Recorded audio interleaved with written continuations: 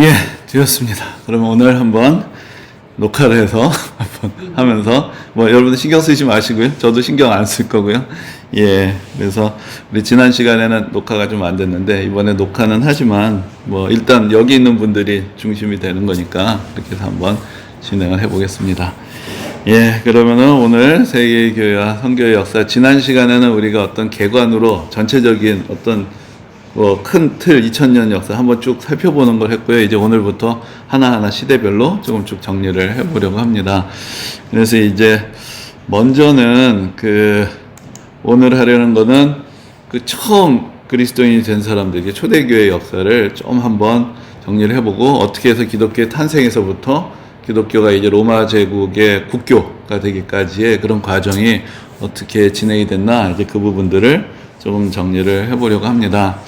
근데 이게 이제 로마 제국의 지도인데요. 로마 제국 전성기의 지도인데, 이렇게 보시면 우리가 그런 얘기를 하죠. 이제 지중해는 로마의 호수다. 이런 얘기를 하는 것처럼 지중해 중심으로 쭉 이렇게 분포가 되어 있습니다. 그래서 이제 로마라는 나라는 여기 정말 로마에서부터 시작이 됐죠. 로마에서부터 시작이 됐는데, 여기서부터 이제 이탈리아 반도로 확장이 되고, 그 다음에 지중해 서쪽을 먼저 정복을 하고, 그 다음에 이제 지중해 동쪽까지 정복을 하게 됩니다. 그래서 사실 지중해 동쪽에는 원래 이제 이전에는 이 그리스에서부터 여기 마케도니아가 있는데, 여기서부터 시작돼서 이제 알렉산더 대왕이 동쪽으로 큰 제국을 만들었었죠. 이미 만들었었다가 그 제국이 갈라집니다. 그러니까 알렉산더 대왕이 죽은 다음에 바로 갈라져가지고 분열 상태에 있었고, 그러다가 이제 자기들끼리 싸우다가 이제 쇠락해지고 있을 때,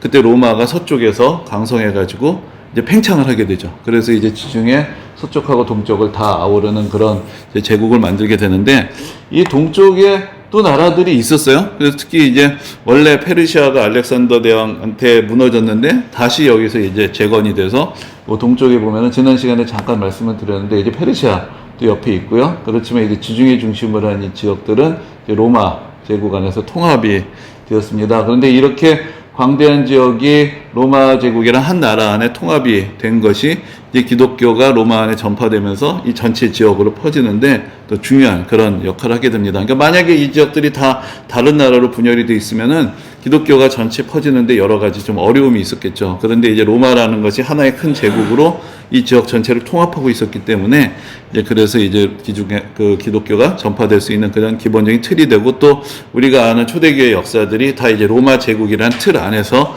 이루어지게 됩니다. 근데 그 당시 배경을 보면은 이제 그래서 로마 제국의 성립이라는 것이 기독교가 전파되는 가장 기본적인 배경이 되고요. 근데 이제 로마 제국이 제공해줬던 것이 이제 정치적인 안정이죠. 광대한 제국들이 정치적으로 하나로 통합이 되었다라는 사실이고, 그 다음에 아까 말씀드린 대로 이제 지중해 지역이 서쪽하고 동쪽으로 보면 크게 문화권으로 좀 구분이 됩니다. 그래서 우리가 서쪽을 라틴 문화권이라고 얘기를 하는데, 근데 라틴어가 사용되는 거, 라틴어라는 것은 거슬러 올라가면 이탈리아, 그 다음에 이제 프랑스, 스페인, 이쪽이 되게 이제 라틴 문화권 중심되는 지역이라고 얘기할 수 있는데, 이 언어들은 사실은 되게 비슷해요. 그래서 이제 내가 이탈리아어를 할 줄 알면은 프랑스, 스페인어도 어느 정도 쉽게 할 수 있고, 지금도 이제 여러 가지로 언어적으로, 문화적으로 서로 공유하고 있는 부분들이 많은데, 여기서 이제 라틴어는 그러니까 이탈리아 반도에서 쓰던 말이다라고 생각을 할 수 있습니다. 그런데 이제 그 동쪽으로 가면은 헬라 문화권이라고 하는데, 헬라라는 말은 그리스라는 말하고 사실 같은 거예요. 오늘날 이제 보면은 그리스라는 나라가 있죠. 근데 이제 그리스라는 말하고 헬라라는 말을 저희가 설교할 때도 그렇고 가끔 쓰게 되는데, 되게 헬라라는 말을 많이 써요. 근데 그러니까 좀 차이가, 쉽게 말하면 이런 겁니다. 헬라라는 말은 그리스인들이 자기를 부르는 말, 그리스는 남들이 그리스를 부르는 말. 그러니까 이제 헬라가 한국이면 그리스는 코리아인 거죠. 그러니까 이제 외국 사람들이 얘기할 때는 그리스라고 얘기를 하니까 우리도 그리스라고 얘기를 하는데, 지금도 그 그리스의 정식 국명은 헬라스예요. 그러니까 그래서 지금도 그리스 사람들이 자기를 부를 때는 헬라라고 부르는 거죠. 이제 그래서 이제 헬라라는 말을 하는데, 이제 또 조금 뉘앙스의 차이가 있는 거는, 이 헬라 문화권이라고 했는데, 알렉산더 대왕이 이제 그리스에서부터 인도까지 이르는 대제국을 건설을 합니다. 그리고 이제 알렉산더 대왕이 죽은 다음에도 그 이후에 상당한 기간 동안 여러 지역들이 이 그 알렉산더 대왕의 후계자들이 세운 나라들로 이어지게 되는데, 그래서 이제 우리가 그런 얘기 하잖아요. 그 유명한 예서 이집트의 클레오파트라, 이 사람이 이집트 사람이냐? 근데 그 당시 이집트의 통치자들은 그리스 사람들이었어요.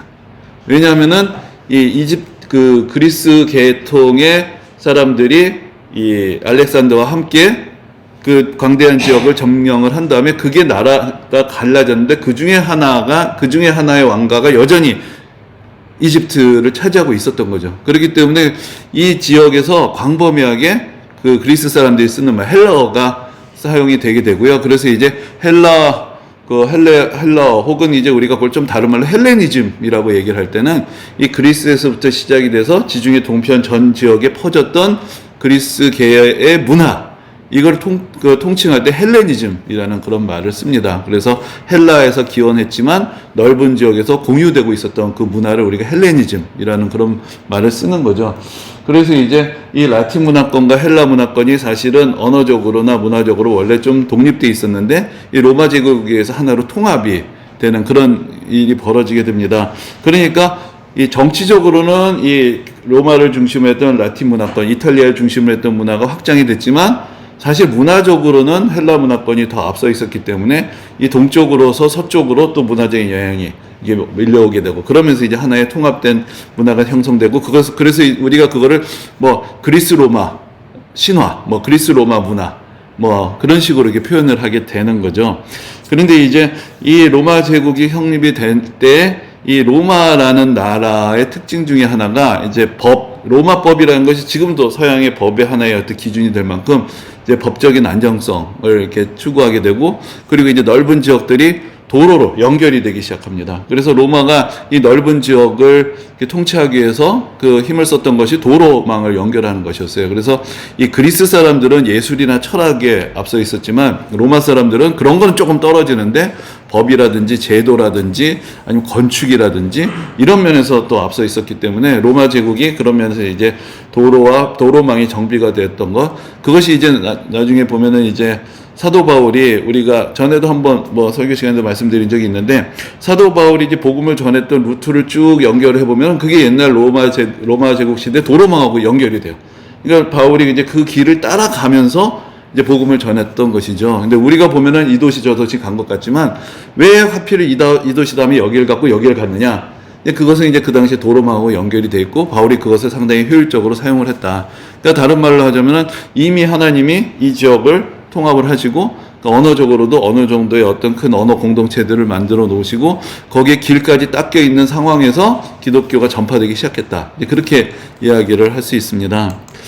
그리고 이 시대에 또 이제 기독교가 등장하는 배경으로서 또 중요한 기여를 했던 것이, 이제 우리가 성경에서 보면은 유대인들이 그 나라를 세웠다가 나라가 갈라지죠. 그리고 북이스라엘이 먼저 아수르에게 망하고, 그 다음에 남유다가 바빌론에게 망하고, 바빌론으로 포로로 끌려갔다가 다시 돌아오는 이제 그런 이야기들이 있는데, 그 과정에서 많은 유대인들이 지중해 지역 곳곳으로 흩어지게 됩니다.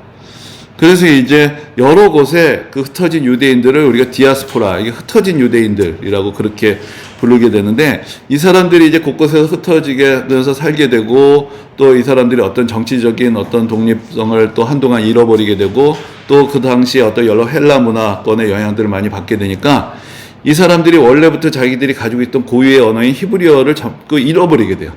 그래서 이제 마치 어떤 상황처럼 되냐면은 예를 들어서 미국에 가서 교포들이 이민을 했는데 그 다음 세대는 얘네들이 한국 사람인데 한국말을 못해. 뭐 이런 일들이 벌어지잖아요.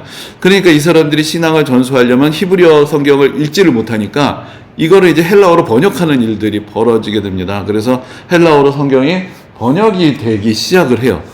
그리고 이제 거기에 또 어떤 전설이 있는데 지금 이집트의 알렉산드리아에 큰 도서관이 있었어요. 근데 이제 알렉산드리아라는 도시는 원래 이집트에만 있던 게 아니고, 알렉산드리아가 누구의 이름을 땄겠어요? 알렉산더 대왕의 이름을 땄겠죠. 그러니까 알렉산더 대왕이 사실은 어떤 원대한 포부가 있었는데 자기가 정복한 지역을 하나로 통합하고 싶어서 그 통합의 상징으로 자기 이름을 딴 도시들을 곳곳에 만들었는데 그 중에 제일 유명한 도시가 이제 이집트에 있는 알렉산드리아가 됐던 건데, 알렉산드리아에 큰 도서관이 있었어요. 근데 알렉산드리아 도서관의 또 원대한 포부는 이 세상의 모든 그 인간의 지식을 다 모은다라는 그런 그 포부가 있었던 거죠. 그래서 이제 한편으로는 유대인들이 자기들의 이제 더 이상 히브리어를 하지 못하는 사람들에게 읽히기 위해서 구약 성경을 히브리어에서 헬라어로 번역을 하기 시작하고, 또 그 알렉산드리아에 있었던 왕이, 이 사람이 이제 아까 말씀드린 그 당시 그리스계의 왕이에요. 그러니까 그동안 알려져 있던 많은 지식들을 그리스어, 헬라어로 번역을 합니다. 그래서 도서관에다가 이제 집대성을 하는 거죠. 그래서 이제 만들어진 게 구약 성경의 헬라어 번역본이고, 그거를 이제 셉투아진트라고 하는데, 셉투아진트라는 게 그리스어로 70이라는 뜻이에요. 그래서 그게 70명의 사람이 같이 번역을 했다라고 해서 그걸 70인역이라는 말을 쓰는데, 그래서 70인이라는 게 뭐 여러 가지 전설이 있어요. 그래서 전설 중에 하나는 이스라엘의 그 12지파에서 한 지파에서 6명씩 그 모여가지고, 그러면 12 곱하기 6이니까 72가 되죠. 그래서 아무튼 대충 70명의 사람들이 모여서 번역을 했다, 뭐 이런 이야기들도 있는데, 그래서 이제 성경이 헬라어로 번역이 됩니다. 구약 성경이. 그러니까 어떤 일이 벌어지냐면은 구약 성경을 히브리어를 모르는 사람들도 읽을 수가 있게 됐는데, 헬라어라는 것은 그 당시 지중해 동편의 일종의 공용어였기 때문에 많은 사람들이 그러니까 헬라어를 아는 사람이면 구약 성경도 읽을 수 있게 된 거죠. 이게 이미 그 신약 시대가 시작되기 전에, 예수님이 탄생하시기 전에 이미 그런 일들이 일어나게 됩니다. 그래서 혹시 여러분들 이제 성경 읽으실 때 조금 꼼꼼하게 읽다 보면은 어떤 부분들이 좀 있냐면은, 신약 성경에 구약 성경을 인용한 부분들이 있는데 막상 구약 성경을 펴보면 표현이 조금 달라요. 그러니까 그게 왜 그렇게 되냐면, 신약 성경에서 구약 성경을 인용할 때 히브리어로 되어 있는 구약 성경을 직접 인용하면서 그 복음서를 쓴 사람들이 번역을 한 게 아니고, 이미 되어 있는 헬라어 번역을 그대로 인용을 하고 따옵니다. 그래서 조금의 차이가 생겨요. 그래서 왜냐하면 이게 헬라어로 번역할 때 좀 의역을 한 부분들도 있고, 그러니까 우리가 구약 성경을 한국말로 번역한 거를 볼 때하고 헬라어로 번역된 말을 가져와서 다시 번역한 거고 조금의 표현의 차이들이 생기는 거죠. 그래서 성경에 이렇게 표현이 돼 있어서 구약 성경의 말씀이 신약 성경에 인용이 돼 있는데 가서 찾아보면 좀 표현이 다른 그런 경우들이 생기는 것이, 이제 이 신약 성경을 기록한 사람들이 구약 성경 인용할 때 이미 이 70인역, 이 구약 성경에서 헬라어로 이미 번역한 성경의 내용을 알고 또 그것을 가르치고 있었고 그걸 읽고 있었고 거기서 이제 인용하고 있었던 이제 그런 일들이 있었던 것입니다. 그리고 그 다음에 또 한 가지가, 아까 말씀드렸지만 로마라는 제국은 정치적으로 군사적으로 강했는데 사상적으로는 상당히 빈곤했어요. 그래서 동방에서부터 많은 어떤 문화, 사상, 종교들이 서쪽으로 가게 됩니다. 그러니까 여러분들, 우리가 아까 그리스 로마 신화라고 하면은 그리스 신화가 있고 로마 신화가 있어요. 근데 보면은 그 얘기가 그 얘기예요. 근데 신들의 이름만 좀 다른데, 그러니까 이제 예를 들어서 그리스의 최고 신은 제우스인데 로마의 최고 신은 주피터예요. 근데 하는 짓거리 똑같고 많은 이야기들이 다 겹쳐요. 그냥 신들의 목록도 이름만 다른데 1대1로 대응이 될 수 있을 만큼. 그러니까 그 얘기는 뭐냐면은, 로마 사람들이 자기들이 옛날부터 믿던 신들이 있었는데 그 신들과 관계된 많은 이야기들 그리스에서 퍼오는 거예요. 퍼와서 이름만 대충 이 신하고 이 신하고 비슷하니까 이렇게 퍼오고, 이렇게 퍼오니까 많은 이 로마 제국의 문화들이 그리스 계통의 문화들로 내용이 채워지게 됩니다. 그러면서 특히나 이제 종교적인 영향들이 많이 있는데, 이 동방에서 발흥한 종교들이 사실은 서역 쪽으로 퍼져가는 경우들이 많이 있었고, 그 중에 이제 그 당시에 유명했던 종교 중에 하나가 마니교라는 게 있었고요. 뭐 그래서 여러 가지 종교들이 사실 동방에서 서방으로 이미 전파가 됩니다. 그러니까 기독교가 그 유대 지역 팔레스타인에서 시작이 됐지만 이게 로마로 전파가 될 수 있었던 이유 자체가, 로마 사람들에게 있어서 뭔가 동방에서 새로운 종교가 나타났고 그게 이제 전파되는 게 별로 사실은 낯설거나 특이한 일이 아니었고 이미 여러 번 일어났던 이제 그런 일들이었다고 할 수가 있습니다. 그래서 이제 헬라 사상과 동방 종교가 로마 제국 안에서 유행을 하게 됐던 것이죠. 그래서 우리가 오늘날 생각하면은 서유럽이 더 문화적으로 좀 발전을 했고 동유럽은 좀 낙후됐던 이미지를 갖고 있는데, 그 당시의 생각이 반대였어요. 동쪽이 더 문화적으로도 융성했고 사실 경제적으로도 동쪽이 더 그 활발한 어떤 그런 활동들을 하고 있었고, 서쪽은 일종의 신흥 부자예요. 그러니까 얘네들이 이제 그 로마를 중심으로 원래 문화의 핵심은 옛날부터 여러분들 이 오리엔트 지역 하는 게 나일강, 유프라테스강, 이 티그리스강, 이게 동방이 문화의 중심지였거든요. 그러니까 얘네들은 여기서부터 이쪽으로 배워가는 그런 그 입장이었기 때문에 동쪽에서 서쪽으로의 어떤 그런 문화의 흐름이 있었다. 이제 그걸 우리가 좀 생각해 볼 수 있습니다. 그러니까 이것이 이제 기독교가 탄생하고 전파되기 이전의 하나의 배경이 되는 것이고요. 그 다음에 이제 기독교의 탄생의 가장 결정적인 사건은 물론 예수님의 부활과 성령 강림에서부터 시작이 되죠. 그래서 예수님의 부활이 예수님이 누구신지를 확증시켜 주었고, 예수님을 믿었던 사람들에게 또 신앙의 확신을 주었던 그런 사건이 되고, 그리고 이제 우리가 사도행전에서 보는 것처럼 성령 강림 사건이 교회를 탄생을 시키죠. 그래서 거기서 이제 믿음의 확신을 갖고 거기서부터 이제 복음을 전파하게 되는 그런 일들이 벌어지게 됩니다. 근데 또 하나의 어떤 종교로서, 신앙으로서의 기독교의 탄생은 뭐를 기준으로 볼 수 있냐면은, 유대교는 이미 있었죠. 근데 유대교하고 그럼 기독교가 뭐가 다르냐? 예수님이 다르죠. 하나님을 믿는 데 있어서는 똑같지만 예수님을 믿는 데 있어서 차이가 나는데, 예수님을, 예수 그리스도를 하나님처럼 경배하는 신앙으로서 기독교가 이제 하나의 종교로서 등장을 하게 되는 것입니다. 그래서 이제 그 당시에 이제 로마 제국이 기독교를 박해하기 시작을 할 때, 그때 이제 그 소아시아의 총독이었던 플리니우스라는 사람이 그 로마 황제가 그때 트라이아누스라는 황제였는데, 황제가 기독교인들을 잡아들이려니까 잡았어요. 잡아서 신문을 하는데 이 사람들이 착해.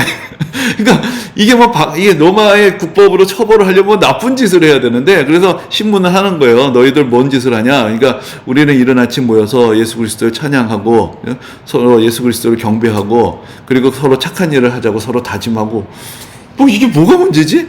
그래가지고 이제 황제에게 질문을 한 편지가 남아 있어요. 근데 그 편지의 내용에 이런 얘기가 나옵니다. 그들은 마치 그리스도를 신처럼 찬양하기 위해 모였습니다. 이런 표현이 있어요. 그러니까 이제 이 플리니우스라는 사람이 볼 때, 기독교인이라는 사람은 그리스도를, 예수 그리스도라는 존재를 신처럼 믿는 그런 그 종교구나, 이렇게 생각을 했던 것이죠. 그런데 이제 여기서 한 걸음 더 나아가서 그런데 그때나 지금이나 기독교인들은 뭐라고 얘기하냐면, 우리는 여호와 하나님 한 분만 믿는다라고 이야기를 해요. 그런데 이제 유대인들이 보기에는 좀 이상한 거죠. 기독교인들은 예수님도 믿지 않냐? 근데 우리는 예수님 믿는 거고 하나님 믿는 거 그게 같은 거야. 우리는 예수님 하나님을 따로 믿는 게 아니야. 그래서 제가 가끔 이런 표현 쓰는데, 어제는 하나님 앞에 기도했는데 예수님 삐지실까봐 오늘은 예수님한테, 어제는 하나님, 오늘은 예수님, 이런 사람 아무도 없어요. 하나님께 기도한 게 예수님께 기도하는 거고, 예수님께 기도한 게 하나님께 기도하는 거고, 우리가 주님 할 때 이게 예수 나를 위하여 할 때, 주 예수 나를 위하여, 주님은 또 그 예수님이고, 주 달려 죽은 십자가 하면은 주님은 예수님이지만, 그러나 우리가 또한 그 기도할 때, 주님하고 할 때는 그게 또 하나님 같이 느껴지기도 하고. 사실은 기독교인들이 희한한 어떤 습관이 있는데, 하나님하고 예수님을 구분하지 않아요. 그러니까 거기서부터 오는 전통이 뭐냐? 우리가 삼위일체라고 불리는 것이죠. 그러니까 하나님하고 예수님을 구분된 존재로 인식은 하지만, 그러나 하나님을 섬기는 것과 예수님을 섬기는 것은 동일한 것으로 생각하는 그런 신앙이 이미 초기부터 이제 형성이 되게 됩니다. 그리고 이제 그리스도인이라는 사람들이 등장을 하는데, 이제 그리스도인이라는 표현은 이제 신약 성경의 사도행전에 처음 나오죠. 거기서 이제 안디옥에서 예수 믿는 사람들이 처음으로 그리스도인이라고 불리기 시작했다라는 표현이 그때 나오기 시작하는데, 우리에게는 이 말이 참 익숙한데, 왜 그리스도인이라는 말이 중요하냐면은, 이제 여기 어떤 사람들이 모여 있어요. 어떤 사람들이 모여 있는데, 이 외부에 있는 사람들이 보기에 이 사람들 사이에 어떤 공통점이 없는 거예요. 유대인들 모임입니까? 그러니까 이방인들도 있어요. 남자들만 모였는가? 여자들도 있어요. 그럼 종들만 모였는가? 자유인들도 있어요. 그러니까 이 사람들을 표현할 수 있는 다른 그 사람들이 기존에 갖고 있는 틀로 표현이 안 되니까, 사람들이 이 사람들을, 근데 공통점이 뭐야? 다 그리스도 하더라. 그러니까 그리스도인이다. 이제 우리가 약간 좀 우리가 그런 얘기, 옛날에 예수쟁이 이런 얘기 하는 거예요. 예수 하는 사람들. 그런 식으로 그리스도인이란 말이 처음에는 이제 그리스도인 아닌 사람들이 저 사람들은 뭐야? 하면서 부르던 약간 예수쟁이 비슷한 비칭 같은 걸로 시작이 됐는데, 그리스도인들이 오히려 그것을 자랑스러운 자기들의 호칭으로 받아들인 거죠. 그래요. 우리는 예수밖에 모르는 사람이다. 왜? 이렇게 되는 거예요. 그래서 그게 다른 말로 하자면 그 당시 초대 교회로부터 이 공동체가 상당히 다양한 사람들이 같이 어우러지는 그런 공동체였다. 이제 그거를 이제 보여주는 것이 됩니다. 그리고 이제 원래는 처음에 그 예수님의 제자들은 다 유대인들이죠. 그리고 이제 예수님 그 처음에 사도들 다 그 뭐 바울이나 다 유대인들이고, 또 처음에 예루살렘에서 베드로가 복음을 전했을 때 그때 믿었던 사람은 다 유대인들이에요. 그러니까 처음에 기독교의 시작은 유대인들 중심으로 시작이 됐었고, 그래서 이제 그 당시 사도들, 그 당시 제자들, 그 당시 예수 믿는 사람들은 유대교 때부터 자기들이 이어왔던 그런 관습이나 신앙을 당연히 가지고 있었어요. 그러니까 그 중에 하나가 뭐냐면 율법을 지키고 살고, 그리고 또 하나가 안식일이 되면 회당에서 모여서 예배를 드리고, 이런 것이 내가 예수를 믿었어도 계속해서 이어지는 그런 습관이었던 것이죠. 그래서 사도 바울도 안식일이 되면은 어느 지역 가든지 회당을 가요. 그리고 거기서 이제 그 처음에 이제 우리가 지난 뭐 수요예배 때도 그런 말씀 드렸는데, 그 처음에 이제 갈등을 빚게 됐던 게 유대인들은 예수를 믿어도 대부분 다 율법을 그대로 다 지켰어요. 그래서 이제 그걸 상징적으로 잘 보여주는 것이 이제 그 베드로의 이야기죠. 베드로가 이제 고넬료라는 이방인을 만들어서 복음을 전하기 전에 하나님이 베드로에게 환상을 보여주셨는데, 거기 이제 레위기에 보면은 뭘 먹으면 안 되고 막 이런 게 잔뜩 있잖아요. 근데 그렇게 먹지 말게 돼 있는 그런 짐승들을 보게 되고, 이것을 잡아먹으라는 음성을 들으니까 베드로가 저는 이것을 먹지 않습니다라고 얘기를 해요. 그러니까 베드로도 율법을 여전히 따르는 그런 삶을 살고 있었던 거죠. 그랬는데 이제 하나님께서 선하게 지은 것을 더럽다고 하지 말라라는 음성 가운데서 이게 이방인들을 받아들이라는 그런 음성이구나 깨닫고 이방인들을 만나고 복음을 전하는 그런 일이 있죠. 근데 그걸 거꾸로 말하면 베드로도 그 당시까지도 율법을 그대로 지키고 있었다. 그러니까 이제 밖에서 보면 이게 기독교인인지 유대교인인지 구분이 잘 안 돼요. 왜냐하면 대부분 다 유대인들이고 안식일이면 회당에 가고. 그런데 이제 뭐가 차이가 나냐면은 기독교인들은 초기부터 안식일 다음날 모이기 시작합니다. 그래서 두 번 모이는 거예요. 어떻게 생각하면은 유대인들로서는 안식일 회당에 가는데, 그러나 안식일 다음이 언제냐면 그게 바로 안식일 토요일이고 안식일 다음 날이 주일이죠. 그래서 그날을 주님의 날로 부르고, 왜 그날 모이냐면은 그날 예수님이 부활하셨기 때문에. 그러니까 우리가 성금요일 날 예수님이 십자가에 달리신 것을 기념하고 금토일 3일째 되는 날 부활하셨기 때문에 처음부터 그리스도인들이 자기의 정체성을 확인하는 모임은 안식일 다음 날 있었어요. 그래서 그래서 사도행전에도 그런 말이 나오는데 안식 후 첫날, 이제 그런 표현들이 나옵니다. 그러니까 그때 그리스도인들이 같이 떡을 떼려고 모였다. 이제 그런 표현들이 있는데, 그때 이제 그리스도인들은, 그래서 그리스도인들 중에 유대인들은 당연히 토요일이면 회당에 가는 거고, 그리고 나서 그리스도인이 따로 모이는 그런 모임이 있었는데, 그건 이제 이방인들도 같이 모일 수 있는 그런 모임이 있었던 거죠. 그랬는데 이제 어떤 일이 벌어지자면은, 이 예루살렘이 우리가 신약 성경에서 볼 때는 예루살렘에 성전도 있고, 거기 뭐 로마 총독 빌라도도 있고, 뭐 제사장도 있고, 뭐 이런 게 다 있잖아요. 그런데 이제 이 예수님의 시대가 지나고 역사적으로 AD 68년에 이 유대인들이 반란을 일으킵니다. 그래가지고 로마로부터 벗어나기 위해서 반란을 일으켰는데, 이 반란이 실패를 하고 로마 군대에서 완전히 점령을 당하고 파괴를 당하게 돼요. 그래서 예루살렘에 있던 성전도 다 무너지게 되고, 예루살렘에 있는 많은 사람들이 죽고 또 포로로 노예로 끌려가고, 이렇게 해서 다시 나라가 지도상에서 사라지는 일이 벌어지게 되죠.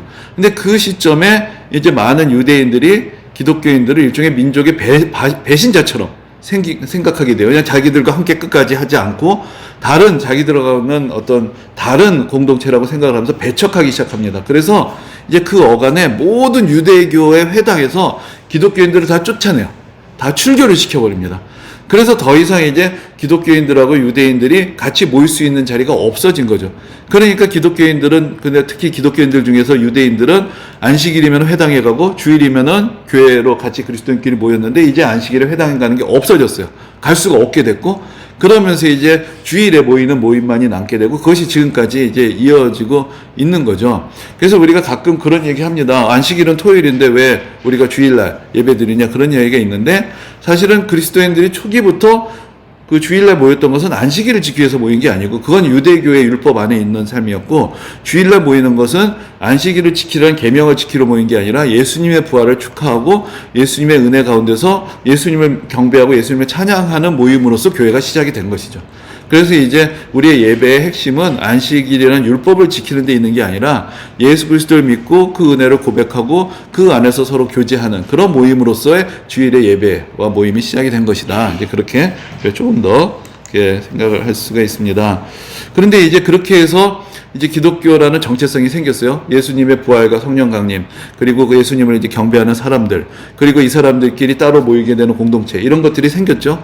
그럼 이제 그런데 그것이 어떻게 로마 제국 전역에 확산이 됐느냐? 근데 물론 이건 다 하나님의 은혜예요. 하나님의 은혜고 하나님 놀라운 성령의 역사지만 또 우리가 그것을 그 당시의 배경 가운데서 연결해서 보면은 또 몇 가지 이제 이유들을 찾을 수가 있습니다.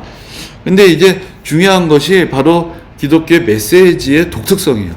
근데 사실은 우리가 오늘날 생각하면은 특히 유럽 사람들, 뭐 좀 더 미국 사람들이 자기들이 이제 세상에서 가장 높은 인권 의식을 갖고 있고 윤리적인 표준을 갖고 있고 그렇지 않은 사람들에게 하대하는 이제 그런 버릇이 있는데, 사실 그 당시에 로마 사람들의 윤리 의식이라는 것은 오늘날의 기준으로 보면은 좀 처참한 수준이었어요. 왜냐하면 여러분들 잘 아시는 예를 들어서 검투사 경기, 사람들한테 돈 주고 칼로 싸움 시켜가지고 누가 죽이면은 그 사람 환호하고 영웅이 되고, 그러니까 서로 간에 살인하라고 붙여놓고 그 싸움을 시키는 거죠. 그러니까 그런 것을 보고 환호하는 수준의 윤리 의식을 가지고 있었던 것이죠. 그래서 어떤 신분의 차별도 있었고 어떤 생명에 대한 존중도 없었고, 이제 그러한 시대에 기독교가 생명에 대해서 얘기를 하고 사랑에 대해서 얘기를 했다는 게, 그래서 오늘날 어떻게 생각하면 유럽 사람들이 가지고 있는 어떤 윤리적인 어떤 기준에 결정적인 기여를 한 것은 기독교였다. 그거를 우리가 좀 기억해야 되는 것이, 기독교를 뺀 시대는 이미 여러분들 그 1세기에 플라톤도 있었고 아리스토텔레스도 있었고 유명한 그리스 철학자들이 다 있었어요. 하지만 여전히 로마 사람들의 삶의 수준이란 것은 생명에 대해서 그만큼 소중하게 생각하지 않고 인권에 대한 의식도 없는 이제 그런 공동체였던 것이죠. 그래서 이제 어떤 생명 존중, 그 다음에 여성과 사회 약자에 대한 배려라는 것이 기독교 공동체에 눈에 띄게 두드러지는 그런 특징이었다. 이제 그거를 우리가 조금 이해를 할 필요가 있습니다. 그래서 사실 우리가 요즘 성경을 보면 이제 우리가 또한 요즘 어떤 기준으로 보면은 성경에서 어떤 여성에 대해서 좀 차별적인 발언들도 있고 그렇죠. 그런데 우리가 이걸 이렇게 할 필요도 있어요. 그러니까 이러한 우리의 평등 의식이 어디서부터 나왔느냐? 라고 할 때 사실은 성경에서부터 시작이 된 것이죠. 그래서 이제 갈라디아서에서도 남자나 여자나 종이나 자유인이나 다 그리스도 안에서 하나다라는 선언이 있고, 또 사실은 신약 성경에서 보면은 그 바울도 우리가 지난번에 로마서 할 때도 잠깐 말씀을 드렸는데, 바울이 자기의 동역자로 불렀던 여러 여성들이 있었어요. 그러니까 교회 안에서 여러 여성들이 사실은 또 여러 가지로 활발하게 활동을 하고 있었는데, 그게 이제 그 당시의 사회적인 규범의 틀하고 맞지 않으니까 또 문제들과 갈등이 있었고, 그러니까 이제 바울이 어떤 때는 좀 자제하라고도 하고 이야기를 하지만, 반대로 보면 그만큼 다른 공동체들에 비해서 여성들이 존중을 받는 이제 그런 공동체가 교회 안에서 이제 시작이 되고 있었다. 그거를 알 수가 있습니다. 그리고 우리가 자주 말씀드리지만 신약 성경 중에서도 빌레몬서 같은 거는 사실 종을 어떻게 대해야 되느냐라는 그런 얘기를 해요. 근데 거기서 이제 빌레몬이라는 사람이 종이 오네시모라는 사람이었는데, 그런데 이제 바울이 이제 예수 그리스도 안에서 형제된 오네시모, 이 사람은 이제 종이 아니라 형제로 대해야 된다. 이제 그런 얘기를 하죠. 그러니까 복음 안에 이 신분의 장벽들을 넘어서는 그런 보편적인 인간이라는 의식 같은 것이 이제 생겨나게 됩니다. 그리고 이제 기독교 확산에 있어서 좀 더 우리가 뭐 이걸 전략이라고 얘기를 해야 될지, 뭐 효과라고 얘기해야 될지, 아까 말씀드렸지만 바울이 복음을 전하고 사도들이 복음을 전할 때 도시 중심으로 복음을 전합니다. 그러니까 기독교가 상당히 도시의 종교였어요. 그리고 근데 도시라는 것은 되게 여러 사람들이 모이죠. 그러니까 기존의 어떤 문화로부터 상당히 좀 자유로운 곳이고, 새로운 문화에 대해서 상당히 열려있는 곳이 되고, 그러니까 그런 도시들을 통해서 바울이 그 넓은 지역을 복음을 전했지만, 바울이 그 지역의 시골 마을마다 다 다니는 게 아니고 중심되는 도시들을 가지고 중심으로 활동을 합니다. 그래서 우리가 사도행전을 보면은 바울이 사실 여러 군데를 다니는데, 바울이 가장 오래 머물렀던 두 도시가 있어요. 하나가 고린도고 하나가 에베소인데, 에베소는 지금 터키 지역에 있는 도시고 고린도는 그리스 지역에 있는 도시인데, 그 두 도시가 사실 그 당시에 그 지역의 중심지였어요. 그러니까 바울이 다른 곳보다 그 지역의 중심지가 되었던 곳에 더 오래 머물면서 또 복음을 전했던 것들을 볼 수 있는 거죠. 그러니까 그냥 주여 하고 아무 데 나가서 막 복음을 전했는데 갑자기 막 기적이 일어나고 이런 게 아니라, 복음을 전할 때도 어떤 곳에 복음을 전한 것이 더 효과적인 것인지, 또 그런 어떤 하나의 복음 전파의 전략이 있었고, 또 아까 말씀드렸지만 그 여러 도시들을 연결하는 길과 도로망 이런 것들을 잘 활용을 하면서 복음을 전했던 것을 볼 수 있습니다. 그리고 이러면서 이제 아까 말씀드렸던 대로 사람들 사이에서 이 복잡하고 차별적이고 어떤 권력, 이 로마 제국이라는 것은 사실 어마어마한 부와 권력이 소수의 사람들에게 집중되던 그런 시대였기 때문에 그 가운데서 연약한 사람들이 정말로 자기의 관심을 가지고 신뢰할 수 있는 그런 공동체들이 도처에 생겨나게 됐기 때문에 사람들이 그만큼 또 교회 안에서 안정감을 누릴 수가 있었던 것이죠. 그리고 이제 기독교의 특징이 그 당시 아까 말씀드렸지만 이제 동방에서 온 또 여러 가지 소위 우리가 가끔 밀교라고 부르는 은밀하게 비밀결사 같은 그런 모임들도 많이 있었어요. 그러니까 완전히 세상을 등지고 자기들끼리 은밀하게 모여서 어떤 세상의 모든 걸 부정하는 그런 공동체들도 있었지만, 기독교 신앙은 세상의 대안의 윤리를 제공하지만 세상 안에 있어요. 그래서 세상 사람들이 사는 거를 따라가진 않지만 그러나 사람들과 소통을 하고, 그러면서 그 적당한 거리를 유지해서 사람들이 그리스도인들을 알아요. 만나요. 그러면서 우리하고 다르다는 걸 느껴요. 그러면서 같이 교제하는, 또 때로는 박해도 하고 여러 가지 갈등들이 일어나지만, 그러나 세상과 다른 가치를 추구하지만 사람들을 적대시하지 않고 자기들끼리 어디 은밀하게 숨지 않고 하나의 공동체 안에서 하나의 시민으로 같이 존재하면서 같이 생활해주는, 그것이 이제 기독교인들의 어떤 윤리적인 어떤 사회적인 삶의 모습이었다, 그렇게 이야기를 할 수 있습니다. 그래서 이건 예전에도 한번 소개해드렸던 적이 있는 글인데, 이 힐라리온이라는 사람은 군인이었어요. 그러니까 로마의 군인인데 이 사람의 쓴 편지가 남아있는데, 이 사람은 기독교인이 아니고 그냥 로마 시대 군인이었는데 이 사람이 이제 멀리 파병을 간 거예요. 그래서 이제 또 고향에 이제 아내가 있는데 아내가 임신을 했어요. 그래가지고 그 임신한 아내에게 이 사람이 편지를 썼어요. 근데 여기 이렇게 돼 있습니다. 나는 아직 알렉산드리아에 있어. 다들 돌아왔는데 나만 알렉산드리아에 남아있다고 걱정하지는 말아요. 우리의 태어날 아들을 잘 돌봐줄 것을 당부하여 돈은 받는 대로 당신에게 보내주겠어. 아이를 낳는다면 남자면 키우고 여자면 버리시오. 날 잊지 말아요 라고 당신이 말했는데 내가 어찌 당신을 잊겠어. 그런 걱정일랑 하지 말아요. 여기 보면은 되게 다른 두 가지 얘기가 있어요. 되게 다정한 남자죠. 이 2000년 전에 아내를 생각하면서 내가 어떻게 당신을 잊겠어요 하고 막 걱정을 하고, 내가 돈도 다 보내줄 거다 걱정하지 마라 막 이렇게 애정을 고백하는데, 그러면서 무슨 얘기 툭 던지냐면은 아들이면 키우고 딸이면 버려요. 그러니까 이게 로마 사람들의 의식의 수준이었다는 거예요. 다정다감한 사람이, 왜냐하면 그게 그 당시 법적으로 자녀를 낳으면은 소위 말해서 이 자녀에 대한 생사를 결정하는 권한이 전적으로 아버지한테 있었어요. 아버지가 아들로 인정하고 자녀를 인정하면 키우는 거고, 버리면 버리는 거예요. 거기에 대해서 죄의식이 없었어요. 그래서 이제 다음 시간에 한번 또 말씀을 드릴 텐데, 그래서 그리스도인들이 자랑스럽게 생각했던 게 우리는 우리 아이를 버리지 않는다 했어요. 우리는 우리 아이를 버리지 않는다. 우리는 문란하지 않고 우리는 어떤 가정 생활에 있어서도 단정하게 살고, 왜냐하면 이제 아이를 버리게 되는 게 왜 버리냐면은 소위 말해서 혼의 관계들이나 여러 가지로 성적으로 별로 가정 중심적인 문화가 돼 있지 않으니까 어디서 애를 낳아오는 거예요. 그러니까 애를 키울 수가 없어요. 그러면 아빠가 버려. 그럼 애는 죽는 거예요.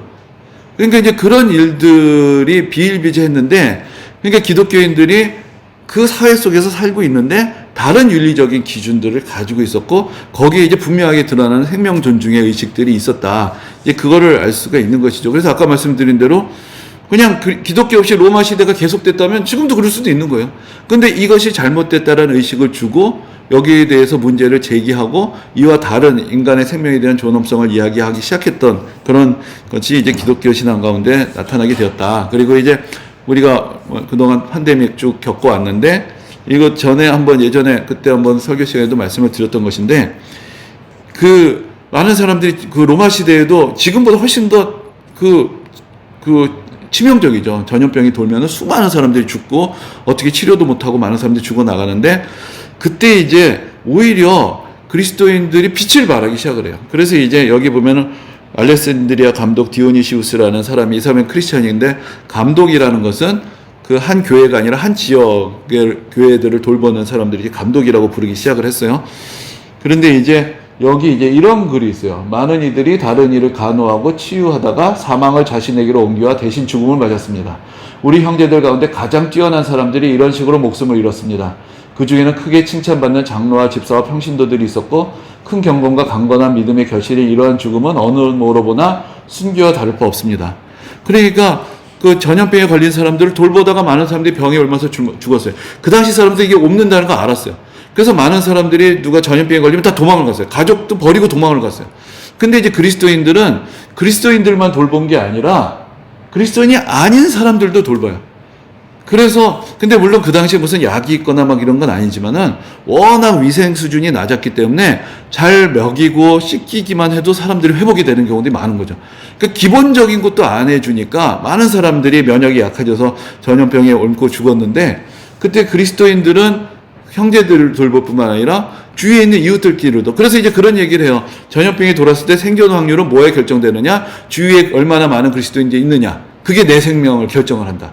라고 할 만큼 그리스도인들이 그래서 이들에 있어서 어떤 이웃사랑이란 것은 순교하고 같은 것이다. 이제 그런 어떤 사랑의 공동체들을 이루어갔던 것을 볼 수 있습니다. 그리고 여기 이제 카르타고라는 거 이제 옛날에는 카르타고가 로마하고도 대적했던 하나의 나라였는데 로마 제국의 한 지역이 됐죠. 거기 이제 교회 지도자였던 키프리아노스가 또 이런 글을 남겼습니다. 공포스럽고 치명적인 이 역병이 각 사람의 공의를 검증하고 인류 정신을 되돌아보는 계기가 되었습니다. 건강한 자가 병든 자를 돌보는지, 친족끼리 서로 사랑할 도리를 다하는지, 주인이 병든 노에게 자비를 베푸는지, 의사가 고통받는 자를 저버리지 않는지가 드러나게 됩니다. 이 대사망이 특별히 기독교인과 하나님의 종들에게는 죽음을 두려워하지 않는 훈련을 하며 기꺼이 순교를 간구하게 만드는 계기가 되었습니다. 이러한 대사망의 시대에 드러난다는 거예요. 겉으로는 다 뭐 사랑을 얘기를 하고 뭐 인류애를 얘기하고 그런 종교 그런 신앙들은 있었지만 실제적으로 이런 대사망의 시대가 오니까 다 도망가더라는 거죠.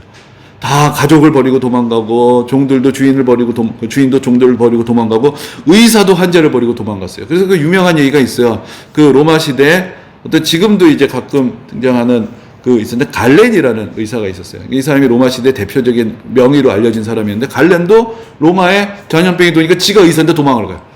그랬는데 기독교인들은 남아가지고 의사도 아닌데 의학 지식이 부족해도 그래도 사랑하고 돌보고 그러다 자기들도 죽고 이제 그런 일들을 사람들이 볼 때 기독교인들은 다르구나 라는 거예요. 그게 이제 우리가 뒤에 얘기하겠지만 박해가 있고 기독교인들은 여러 가지로 다른 사람들에게 사실은 별로 대접을 못 받았어요.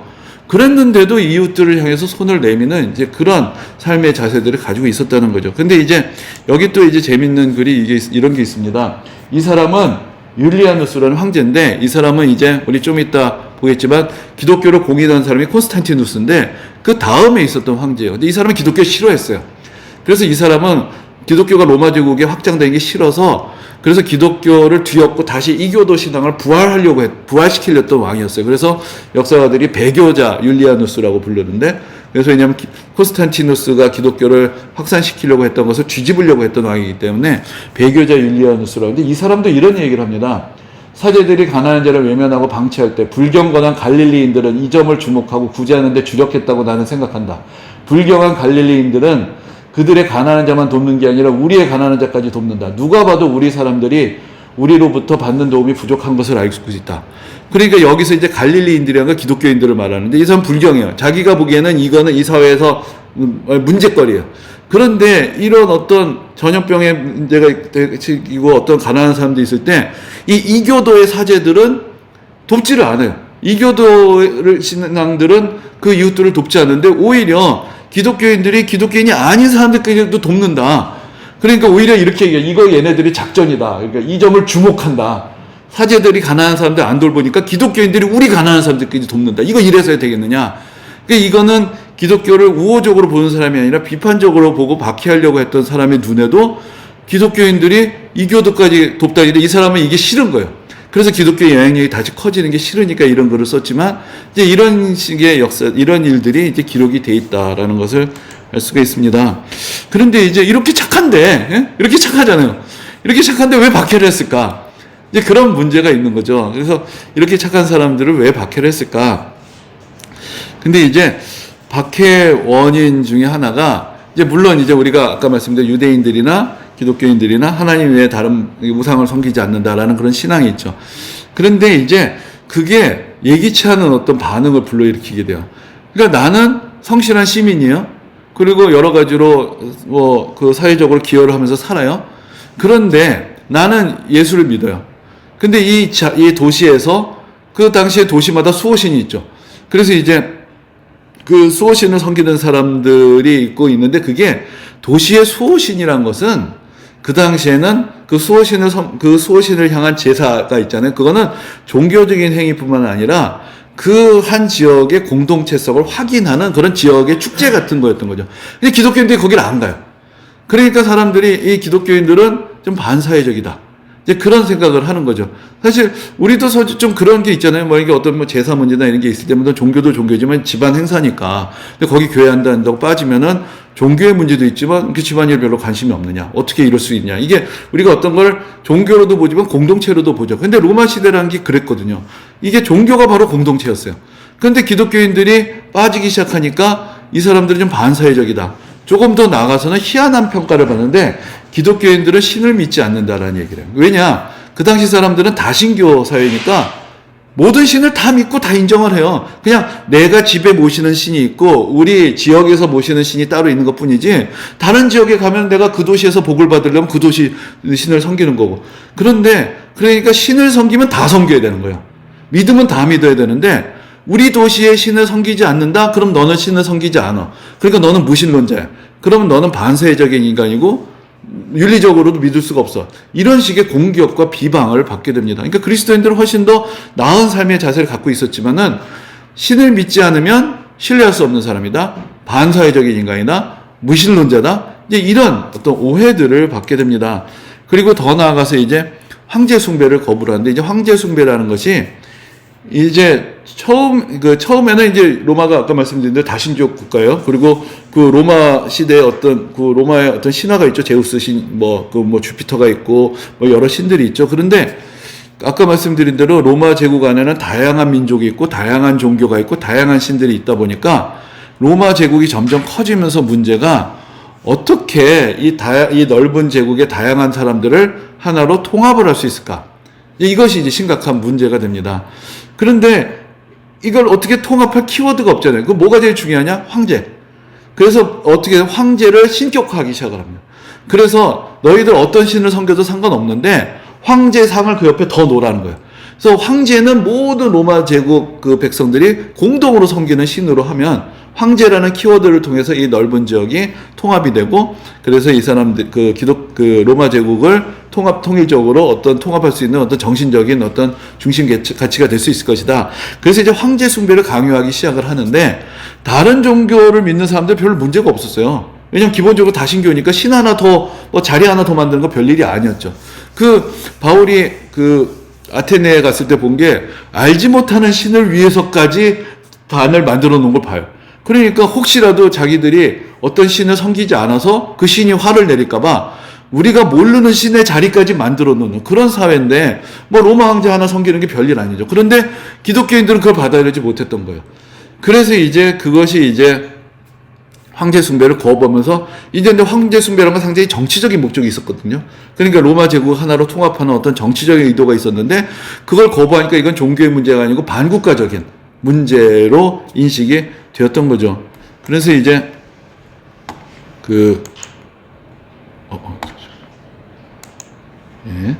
다시 여기 좀만 더 말씀을 드리면은 그래서 이제 반국가적인 인식을 받게 되니까 그래서 이제 박해가 어떻게 시작이 되냐면은 기독교의 신을 믿었다고 박해하진 않아요.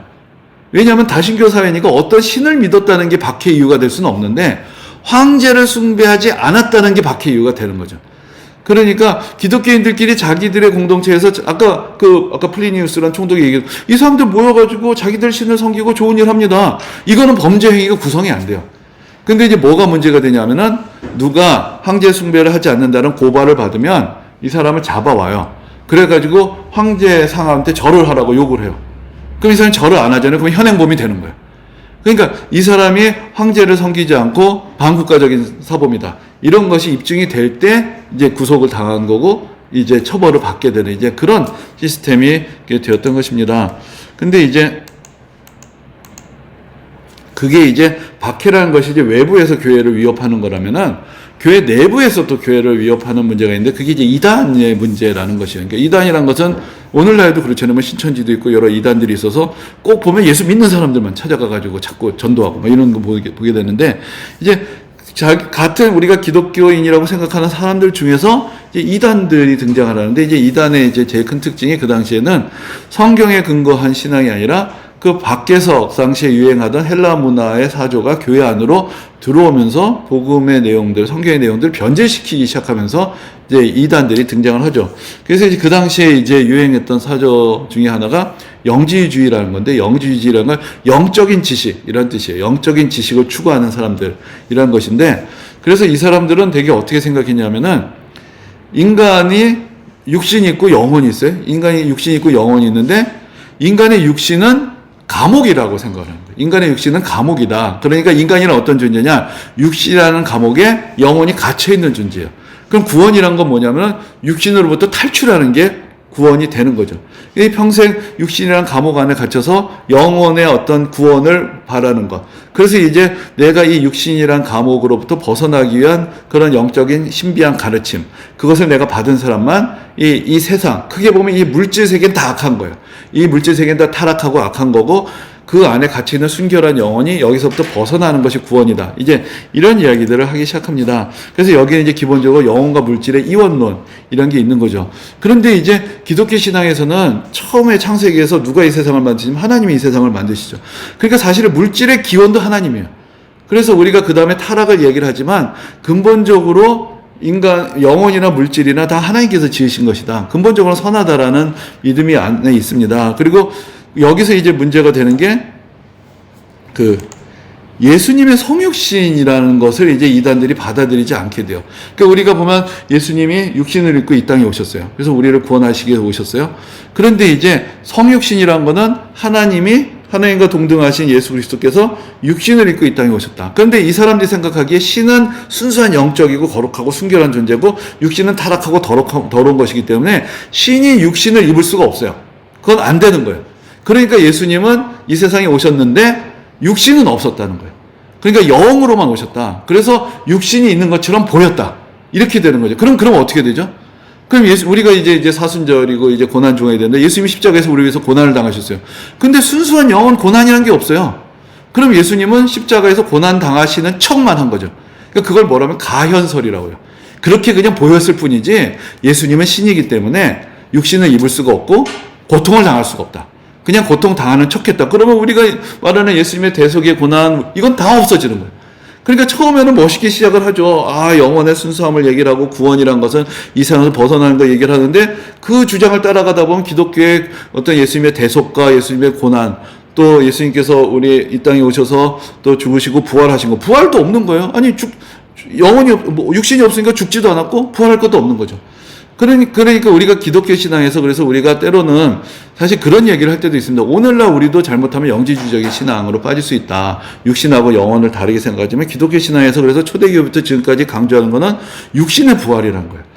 그러니까 결국은 하나님이 이 육신도 지으셨기 때문에 결국은 우리의 구원의 완성에는 육신의 부활까지 포함이 되는 것이다. 그래서 하늘과 땅이 다 새로워지고 우리의 영혼과 육신이 다 하나님한테 새로워지고 구원을 받는 것이다. 그것이 이제 그 사도들이 가르치고 사도 바울도 그 고린도전서 15장에서 얘기를 하고 우리에게 가르쳐주는 신앙의 핵심에 들어가는 것인데 그래서 이제 우리가 사도신경에서도 몸이 다시 사는 것, 부활에 대한 고백을 하게 되는데 이제 이 영지주의의 가르침을 따라가다 보면은 예수님의 고난도 없어지고 예수님의 죽으심도 없어지고 부활도 없어지고 예수님의 부활도 없어지고 우리의 부활 다 없어지게 되는 거죠. 그냥 죽으면 영혼만 쏙 빠져나가서 천국에 간다. 이제 그것만 남게 되는 것이죠. 그런데 이제 이게 또 여러 가지로 영향을 미치는데 그래서 마르키온이라는 사람이 있었어요. 그러니까 이 사람이 영지주의의 영향을 받아가지고는 그 다음에 뭐라고 생각하냐면은 아까 그런 말씀 드렸잖아요. 창세기에는 하나님의 세상을 다 창조하셨잖아요. 그럼 거꾸로 생각하는 거예요. 육신은 더러운 거야. 근데 육신을 창조한 신은 제대로 된 신이 될 수가 없어. 그러니까 구약 성경의 여호와 하나님은 예수 그리스도의 아버지 하나님이 아니야. 이런 주장을 펼치기 시작하는 거예요. 구약 성경은 유대인들이 만들어낸 잘못된 가르침이고 예수님을 보내신 하나님은 다른 분이야. 그래서 이걸 나누는 일이 벌어지게 됩니다. 그런데 실제로 그 플라톤이 쓴 글 중에 티마이오스라는 책이 있는데 거기에 세상을 창조하는 이야기가 나와요. 근데 세상을 창조한 신이 데미우르고스라는 신인데 이 신은 그러니까 소위 말해서 우리가 아는 제우스 신, 이게 세상을 만든 게 아니에요. 신들 중에서 좀 핫바리 신이 세상을 만들어요. 그러니까 우리가 말하는 조물주라는 게 있잖아요. 조물주란 말의 기원이 이제 거기서부터 오는데 이 세상을 만든 신은 신들 중에서도 제일 처져요. 그러니까 이 세상의 물질 세계나 만들고 있지. 그러니까 진짜 높은 신은 순수한 영적인 존재고 물질에 가까울수록 낮은 단계의 신이 된다라는 그런 의식이 헬라 철학 속에 있었어요. 그러니까 이 사람도 그렇게 생각을 한 거예요. 구약 성경의 하나님은 신약 성경의 하나님하고 달라. 그러니까 신약 성경에서 구약 성경의 오염을 받은 책은 다 빼야 돼. 그래가지고는 복음서 중에서도 뭔가 유대인 냄새가 많이 나는 책 빼요. 그래서 뭐만 남겼냐? 누가복음만 남기고 바울 서신만 남기고 남은 책을 다 빼버렸어요. 근데 사실 뺐다기보다는 그 당시에는 우리가 생각하는 것처럼 성경 66권이 딱 모여있던 게 아니고 지금 그렇잖아요. 우리가 보면 사도들이 편지를 하나하나씩 쓰잖아요. 그게 이렇게 모여지는데 어떤 교회는 이런 목록을 갖고 있고 어떤 교회는 저런 목록을 가지고 있었어요. 그런데 말시온이라는 사람이 먼저 자기 목록을 들이민 거죠. 그래서 이거는 안 돼. 유대인 냄새가 나는 거, 구약성경 냄새가 나는 거, 여호와 하나님 나온 거 다 아니야. 다 빼. 이래 버리니까 교회 안에서 혼란이 오기 시작하는 것이고 그러면서 이게 다 어떤 물질과 영혼을 대립시키고 물질을 악한 것으로 보는 사상에서부터 이제 나타나게 됐던 것이죠. 그래서 이제 구약성경, 신약성경에서 구약성경에 영향이 많은 책들을 빼버리는, 부정하는 그런 일들이 벌어지게 됩니다. 그래서 자기의 성경 목록을 제시를 하죠. 그러니까 이런 위기에서 밖으로는 박해가 시작이 되고 내적으로는 이단이 등장을 하면서 이제 그 모든 가운데서 신앙의 정체성을 세워가야 되는 이제 그런 위기가 이제 닥치게 됩니다. 근데 여기에 대해서 어떻게 하느냐? 한편으로는 변증가들이라고 불리는 사람들이 등장을 합니다. 변증가들이라는 것은 여러 기독교 신앙에 대한 오해들 있잖아요. 너희들은 반사회적이야. 너희들은 심지어 비윤리적이야. 반국가적이야. 이렇게 비난을 하기도 하고 또 어떤 경우도 있었냐면 그리스도인들이 같이 모여서 성찬식을 하잖아요. 그럼 예수님의 피와 살을 나눈다. 그럼 저것들이 모여가지고 피를 보고 이상한 짓을 한다. 여러 가지 오해들이 있었어요. 그러니까 변증가들은 우리가 무엇을 믿는 것인가, 그리스도인들이 지향하는 건 뭔가를 세상 사람들과 소통을 하면서 글을 썼던 사람들이에요. 그래서 이제 우리가 믿는 그리스도인들이 지향하는 가치가 뭔지, 우리가 무엇을 믿는 것인지, 이제 그리고 이단들의 가르침하고 정통신앙하고 뭐가 다른지 이런 것들을 적극적으로 변호하는 사람들, 이런 사람들이 이제 변증가들이라고 얘기를 하고, 이 사람들 통해서 우리가 다음 시대에 이제 교부신학이라고 하는, 이제 교부라는 사람들 교회 아버지라고 불리는 사람들인데, 이 사람들이 이제 기독교 신앙을 하나하나씩 이제 정리를 하기 시작하죠. 그러니까 초기에는 기독교가 이제 박해를 받는 신앙이니까 사실 모든 교회 지도자들이 모여서 어떤 교리를 정리하고 예배의식을 정리하고 이럴 수가 없었죠. 다 흩어져 있었고 자기들 공동체 안에 있었지만은, 그러다가 이제 점점 사람들이 이 기독교 신앙이 지향하는 게 뭐냐, 성경의 가르침이 무엇을 의미하느냐, 그럼 우리가 믿는 바가 무엇이냐, 이런 것들을 하나하나 이제 정리하는 과정들을 갖게 됩니다. 그래서 이제 우리가 교리라는 것이 이제 등장을 하게 되는 것이죠. 그리고 이제 그런데 이제 이 변증가들이 그럼 이제 말만 잘하고 똑똑한 사람들이냐? 그런데 많은 변증가들이 또 한편으로는 순교자들이었어요. 그래서 이제 그것이 이제 이 시대의 또 중요한 특징이기도 한데, 그래서 오늘날 우리 시대는 사실 공부한 사람 공부만 하고 기도한 사람 기도만 하고 이런 경향이 좀 있어요. 근데 이 시대만 해도 제일 뜨겁게 기도하는 사람이 어떻게 하면 제일 믿음의 깊이가 있는 사람이고 복음을 잘 전하는 사람이고, 이런 사람들이 그 믿음의 확신을 갖고 다른 사람들에게 복음을 설득력 있게 설득을 할 뿐만 아니라 그 신앙을 지키기 위해서 또 순교까지 이르게 되는 이제 그런 일들이 같이 일어났던 것이죠. 그래서 이런 순교적인 신앙이, 기독교인들의 신앙이 얼마나 가치가 있고 이 사람들이 이것을 위해서 자기의 목숨까지 내어놓는 그런 신앙이구나라는 것을 통해서 사람들에게 또 어떤 변증가들의 여러 가지 웅변 이상으로 또 많은 사람들이 감화를 주고 영향력을 주게 되는 것이죠. 그리고 아까 말씀드렸던 대로 성경의 목록을 교회에서 이제 확정을 하게 돼요. 이단들이 와서 이걸 빼라, 저걸 빼라, 이건 아니다, 저건 아니다 하니까 우리에게 복음을 가르쳐주고 하나님이 어떤 분이신지 알려주는 책이 신구약 성경 합쳐서 66권이다. 이것을 이제 이 시대에 확증을 하게 되면서 신앙의 공통적인 틀로 만들게 됩니다. 그러니까 이전까지만 해도 이 목록에 대해서 교회들이 나름 가지고 있는 건 있었지만 이렇게 사실 지금처럼 우리가 성경 한 권을 집에 갖고 있지도 못해요. 그 당시에 성경이 다 비싸니까 엄청나게 사본들이 양도 많고 값도 비싸죠. 그러니까 이 어떤 모든 성경을 누가 다 한 사람이 갖고 있지도 못했는데 어떤 교회는 이런 사본을 갖고 있고 어떤 교회는 이런 사본을 갖고 있고 근데 이런 것들을 모으는데 그 모으는데 기준이 무엇이냐? 구약 성경은 물론 이미 성립되어 있는 구약 성경이 있죠. 그런데 구약 성경의 하나님이 그래서 이거는 이제 이미 사도행전에서부터 나오는 건데 그럼 구약 성경을 왜 받아들였느냐? 우리가 예수 믿고 구원받는데 구약 성경에 예수님이 안 나오잖아. 이렇게 질문하는 사람도 있죠. 그러나 구약 성경의 많은 내용들이 결국 예수님에 의한 구원을 예언하는 책이다. 그래서 이제 바울이든지 베드로든지 특히 유대인들을 대상으로 설교를 할 때 보면은 하나님께서 선지자들 통해서 말씀하신 대로 라는 이야기들이 나와요. 그래서 구약 성경은 하나님의 약속이고 신약 성경은 성취다. 그렇기 때문에 모두가 다 하나님의 귀중하신 말씀이고 그 구약 성경에 하나님께서 예비하신 구원의 역사가 예수 그리스도 안에서 완성됐다. 이제 그런 차원에서 신구약 성경 모두가 하나님의 말씀이다. 이런 것을 이제 교회에서 확증을 하게 되는 것이고 특히나 이제 신약 성경은 사람들이 여러 이단들이 와서 자기가 특별한 지식을 갖고 있다 이게 진리다 떠드니까 이것을 이제 구분하는 기준으로서 사도성의 원칙이라는 것이 생기게 됩니다. 그래서 결국은 예수님의 가르침을 누구에게 전하셨겠느냐? 사도들에게, 예수님의 제자들에게 전하셨다. 그러니까 진정한 어떤 이단들의 어떤 이상한 가르침이 아니라 진정한 예수 그리스도의 가르침은 예수님의 제자들, 사도들을 통해서 우리에게 이어진 것이고 그들이 우리에게 기록해서 전해준 게 그게 복음서고 그게 서신서고 그래서 우리가 그 서신들을 통해서 예수님의 말씀, 하나님의 뜻을 알 수가 있는 것이다. 그리고 이제 그러다 보면은 뭐가 있겠어요? 그럼 사도들의 신앙 고백의 핵심이 무엇이냐? 그게 이제 우리가 주일마다 암송하는 사도신경이 되는 거죠. 그래서 사도들의 신앙의 고백이 이런 것이다. 그리고 성경 66권도 결국은 사도들의 신앙 안에서, 고백 안에서 확정이 되는 것이다. 그래서 이제 이단들의 주장에 대응하면서 정통신앙의 근거는 어디서 찾을 수가 있냐? 사도성에서 찾을 수 있다. 예수님께서 친히 택하시고 부르시고 보내신 사람들을 통해서 우리는 진리가 계승이 됐고 그 진리가 정통교회 안에서 보존이 되고 있는 것이다. 그러니까 이러한 이야기를 통해서 이제 이단들에게 대응을 할 수가 있었던 것이죠. 그래서 이제 어떤 개념이 생기냐면은 사도적 계승이라는 개념이 생기게 돼요. 근데 이게 가톨릭 교회에서는 사도적 계승을 인적인 계승 을 강조를 해요. 그러니까 어떤 거냐면은 예수님의 제자 중에 수제자가 누구냐? 베드로죠.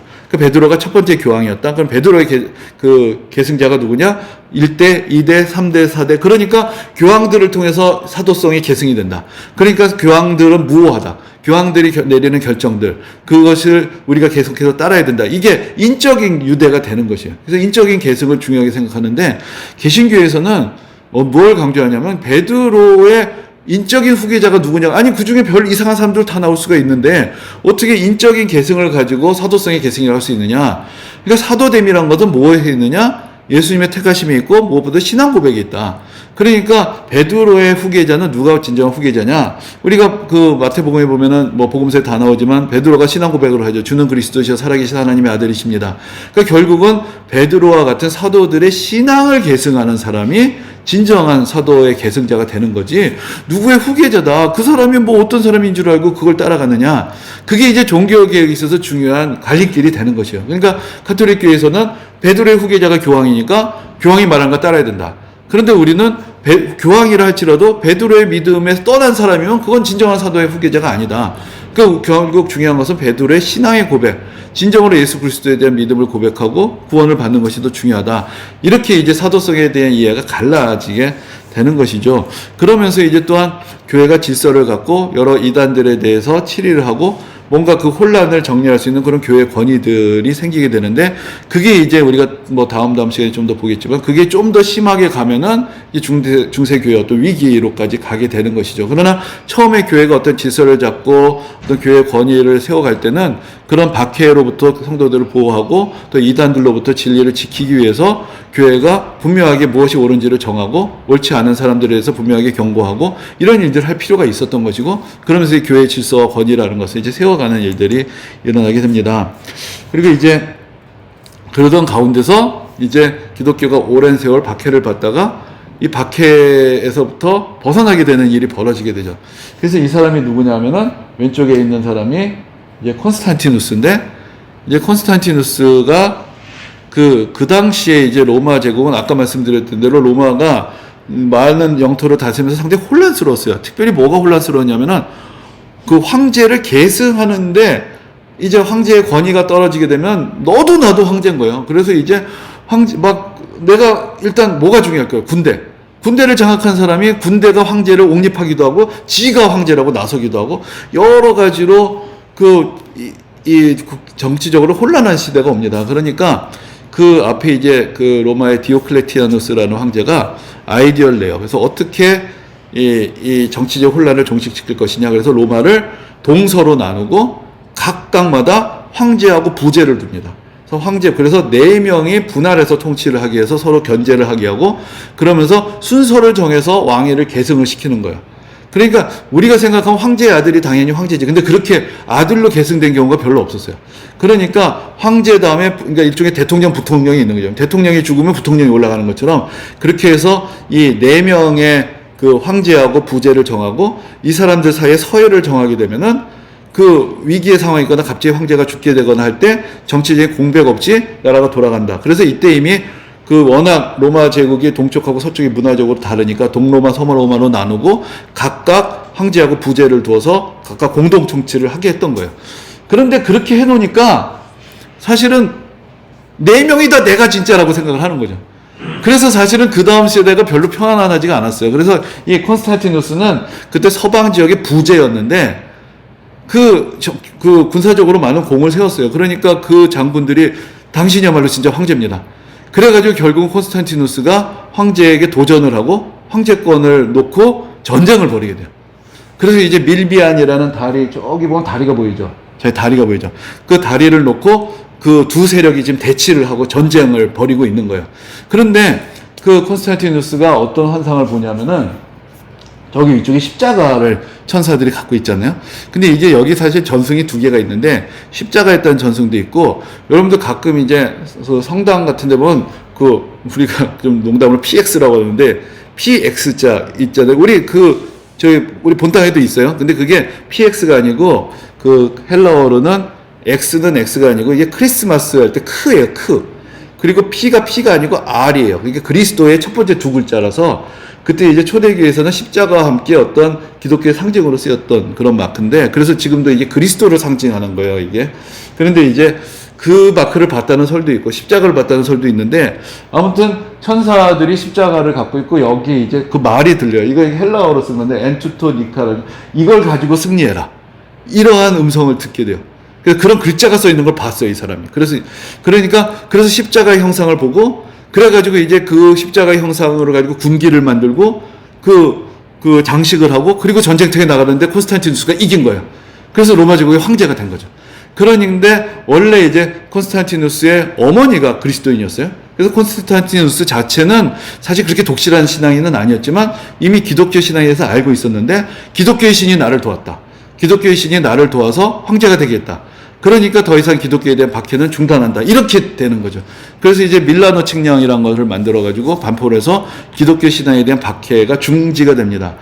그런데 사실은 콘스탄티누스가 기독교를 박해했던 것에서부터 이렇게 벗어나게 하고 박해를 중단했던 중요한 이유 중에 하나가 사실은 그 황제들의 생각이 바뀌게 돼요. 그러니까 아까는 황제 숭배라는 것을 통해서 로마 제국을 통일을 하려고 했는데 그게 안 막혀요. 황제들 자체가 이렇게 개판을 치고 권력을 차지하려고 서로 싸우고 있는데 이게 안 되는 거죠.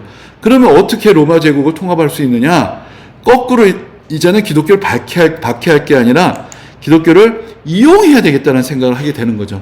그러니까 그렇게 박해를 했음에도 불구하고 기독교인들이 로마 제국 전역에서 증가를 하고 있었어요. 그래서 이게 뭐 통계를 낸다는 게 쉽지는 않은데 그 AD 1000년경에 100년경에 기독교인들의 실제적인 공동체가 한 1000명 정도 있었을 거라고, 뭐 이거는 학자들마다 추정하는 게 좀 다른데 실제적인 공동체를 구성한 사람들 한 1000명 정도 됐을 것이라고 생각을 해요. 그러니까 사도 바울이 복음을 전하면서 믿게 된 사람들 숫자가 사실은 그 정도 공동체였다고 보는 거죠.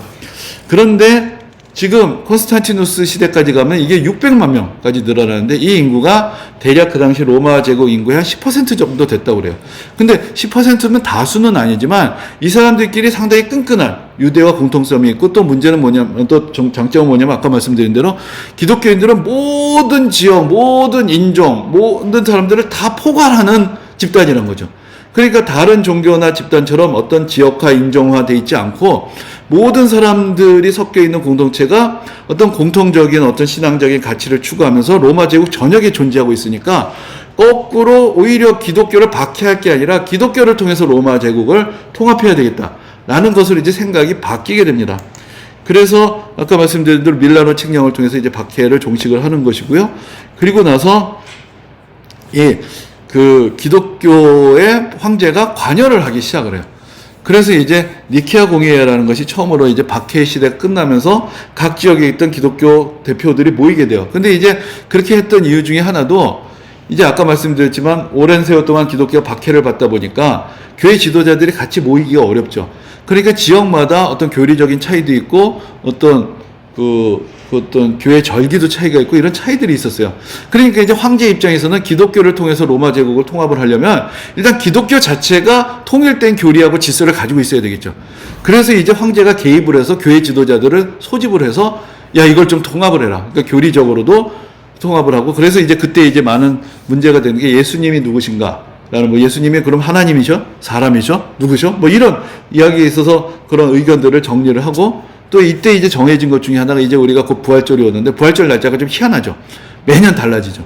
근데 왜 그렇게 달라지게 되는데, 그렇게 달라지는 이유 자체가 기본적으로 뭐냐면은 이게 유대인들이 음력을 썼어요. 우리식으로 일종의 음력을 썼어요. 그런데 이 부활절을 계산하는 방식이 예수님이 십자가에서 달리신 날, 그게 바로 유대인들로서는 유월절 때 그렇게 됐단 말이죠. 그러니까 유월절이라는 것이 유대인 달력으로는 날짜가 정해져 있잖아요.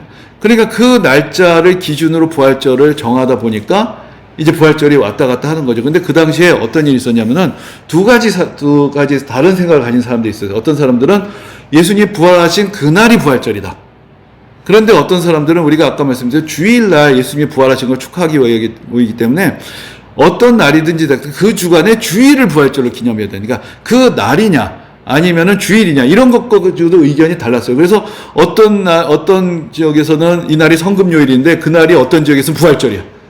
그러니까 이래서는 안 되겠다 해서 절기를 통일하자 해서 이제 그 원칙을 확정을 하게 되는데, 그게 뭐냐면은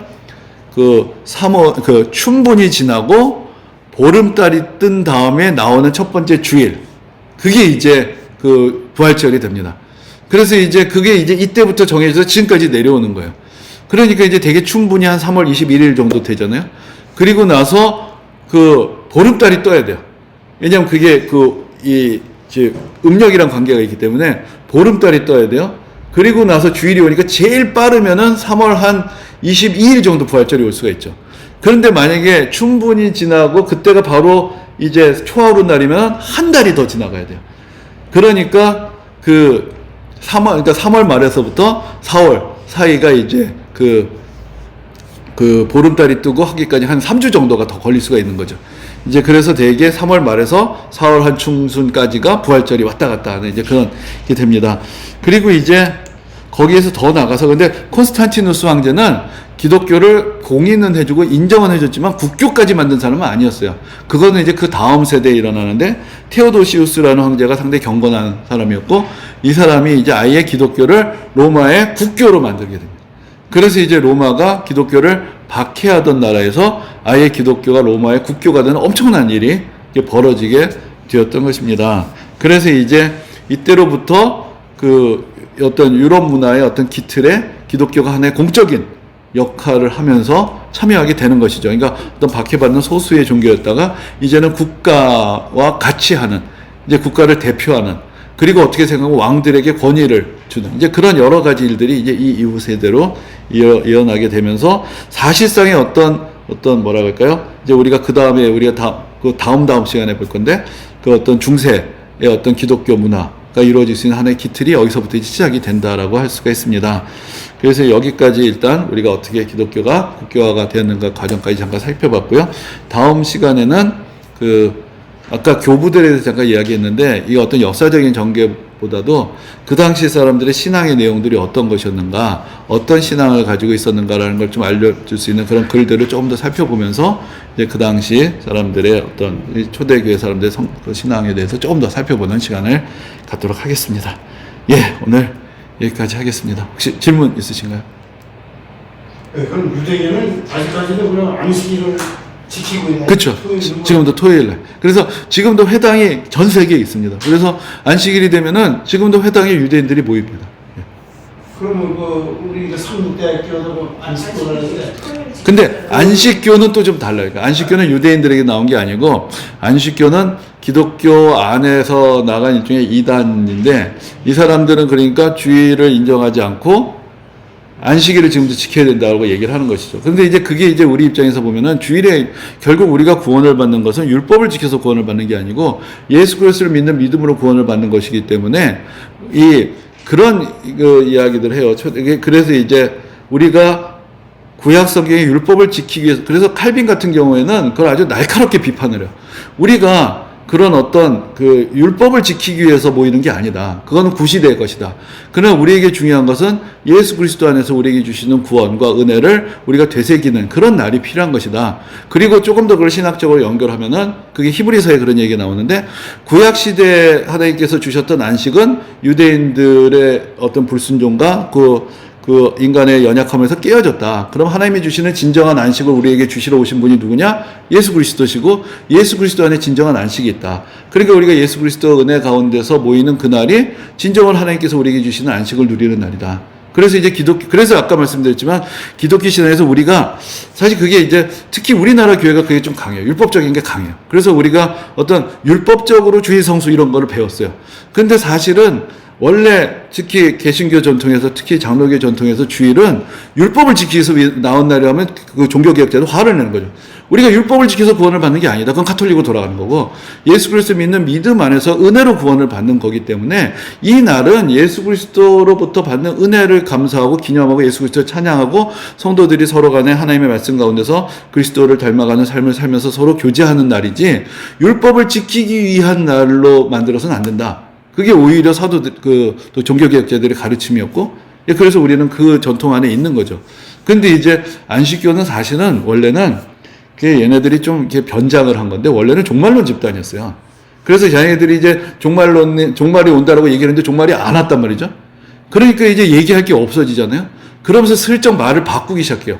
그러면서 다른 주일날 예배 드리는 건 이거는 그러는 배교 집단이고 안식일날 예배를 드려 구원을 받는다. 이렇게 말을 바꾸기 시작하면서 교리들을 이렇게 만들어 간 건데 그래서 그건 이제 기독교 안에서 갈라져 나간 이제 그런 사람들이라고 할 수 있고요. 예, 좀 차이가 있습니다.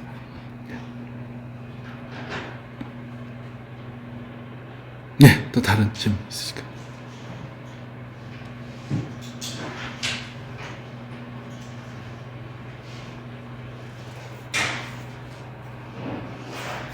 예, 그럼 오늘은 여기까지 하도록 하겠습니다. 예, 수고하셨습니다.